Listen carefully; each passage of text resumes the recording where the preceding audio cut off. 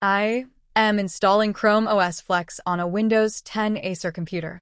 First, I need to boot into the BIOS by pressing the delete button multiple times during startup.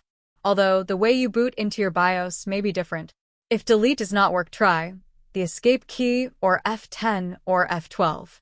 If it's not already changed, change the first boot priority to removable device. Next, I want to enable boot menu. Now plug in your bootable USB. Next, exit and save. Now your computer is going to restart, and it should automatically go to the boot menu. If not, you may be prompted to hit a key on your screen to enter the boot menu.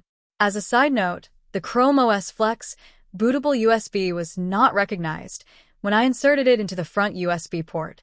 I had to plug the USB into the back of my computer for it to load on the boot menu.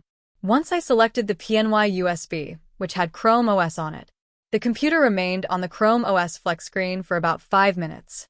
After that, it went to an install screen, then a network connection screen. As you may know, some networking devices are not compatible with ChromeOS. So at this point, my wireless card can't find any networks.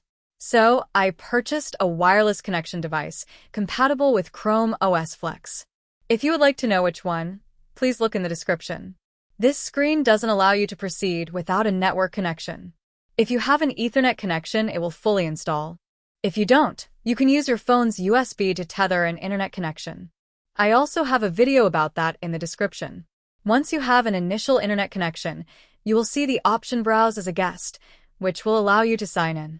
The guest option did not appear until I had a network connection.